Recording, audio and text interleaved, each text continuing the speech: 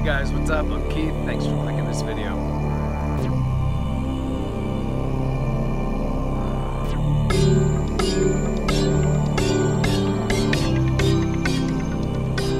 Because I'm in a PhD program, you might think that I'm smart, but I'm not really.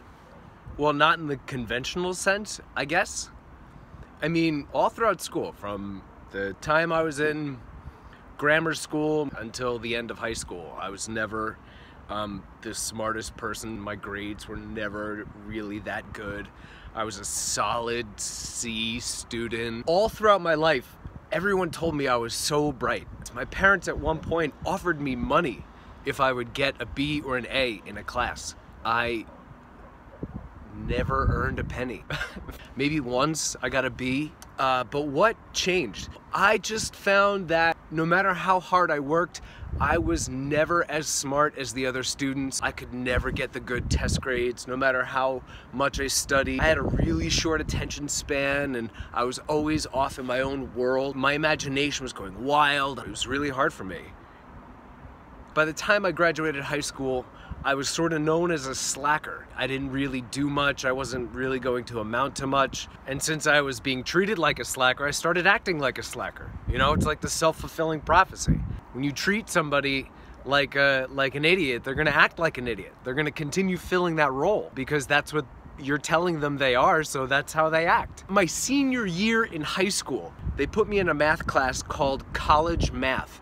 The course was called College Math. That's how bad I was at math classes. They stopped calling math classes math like in 6th grade. After that, you're in algebra, calculus, and trigonometry, statistics. You're not in math anymore. There's no such thing as a course called math after 6th grade. They created a course, bring it to a level that we could understand. I found that no matter how hard I worked, I still could not make an impact. So I just stopped working hard. You know, I just sort of said, no matter what I do, I'm not gonna do well, so why even try?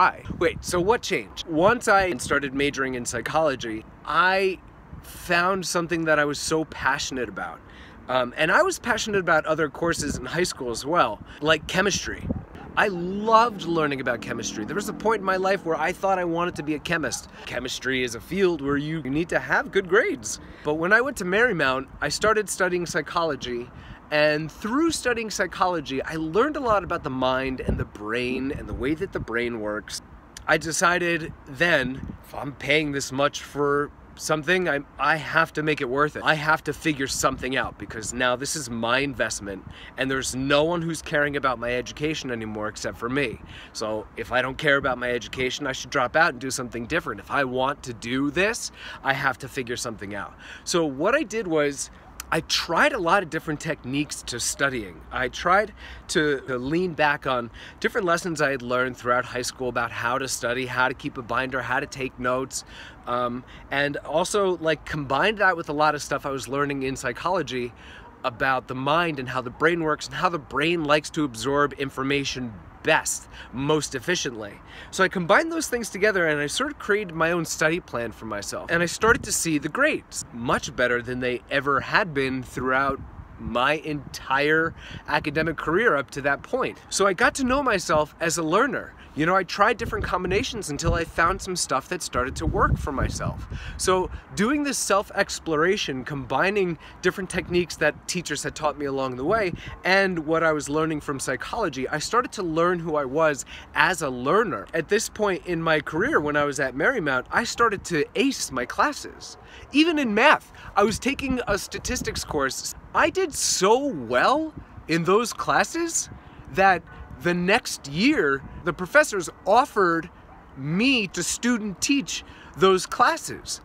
Like, I was student teaching math at this point, statistics, a really hard subject, but something, just the way that I was approaching learning and the way that I was approaching how to absorb this information was clicking. I felt like I was Goodwill Hunting. Just suddenly it just all started to make sense to me, and I was able to like calculate like really complex equations, and I just understood it. Like, it all made sense to the point where I was able to teach other students in the class, and by the end of my education at Marymount Manhattan, I graduated cum laude. That was one of the biggest accomplishments of my life to that point. I never thought that I was capable of doing well in any course, and here I was graduating in the top percentage of the entire college. And I taught myself how to learn that now I'm not struggling anywhere near to the degree that I was when I was a student in high school. I know what it takes for me to learn a subject. I know that I read slowly, that I work slowly. I can't just attend a class and then in a couple days take a test on it, because I ain't gonna remember anything that they talked about. I have to put in a certain amount of time, a certain variety of ways for me to efficiently absorb information. I know that about myself. I'm never gonna be able to just read something once and then remember all the information. That's just who I am. That's who I am, and that's who I have to live with, and it's okay. I know what I have to do to get the job done and do it as best as I possibly can, which, if I could pat myself on the back, is usually a really good job. It takes me a much longer time than it takes other people to do it. When I became a teacher myself, I was taking what I had learned about myself and how to learn information, and I was applying it to my students. I was doing what's called psychoeducation.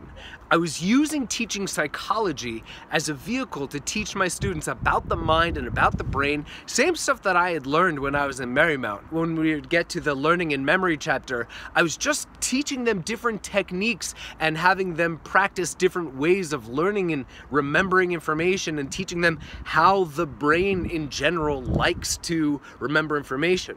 Like, for example, the human brain is so enamored by pretty things. This is one of the reasons that Las Vegas is so successful at what it does, because all the bright blinking lights and like different colors everywhere. Oh, pretty. Oh, that's pretty stuff. So I would teach my students through that lesson the value of highlighters, like using different color highlighters in your notes.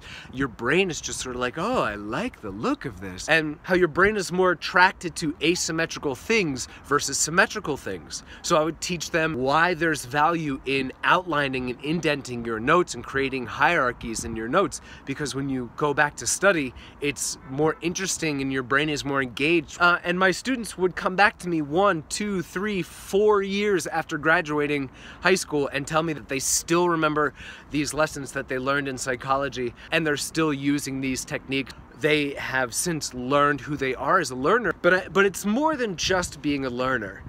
It's also about, finding something that you're passionate about. It's hard to learn about something when it makes no difference to you and it doesn't affect your own life. You can't plant it or find some sort of thread that leads it into your own life. It makes no impact on you as a person whatsoever. One of the most common phrases on the lips of most high school students is, when am I ever going to need this? Which is a great damn question. You deserve to know that. And the answer is, for a lot of your subjects and a lot of the lessons, you might not ever.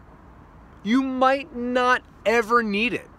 But now, where I am in life, right? I'm a PhD student. Math is incredibly important to me right now. Yeah, so that's what I want. Students can get more ownership of their education, learn more about themselves, and to find things that they are passionate about, finding out what your core strengths are, and then seeing how you can use them every single day in a variety of situations. Because data is supporting that when students are more engaged, when they are more emphatic, when they are more passionate, when they have more well-being and higher self-esteem and more self-knowledge about who they are, and more ownership of their education. You combine these things together, so you're going to create a strong group of emerging adults who have a really strong grasp on who they are as a person and who are able to tackle education and who are able to be successful in their own way. And how can you use math to create empathy?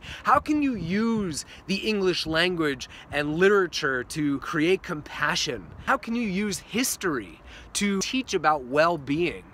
I want to create the environment and create the conditions for students and to be the most successful person that they can. When I said I'm not the smartest person, I mean smart. The way that most people define smart and intelligence. I don't have that. But am I smart? Am I intelligent? Am I creative? Hell yes, I am. Hell yes, in my way. So I hope you enjoyed this video. Thanks for liking, subscribing, and sharing this video. If you want to support me in my education here in Portugal while I continue to get my PhD, please visit my crowdfunding site at the bottom in the description. I'll leave a link there. And as always, I'll see you at the next video.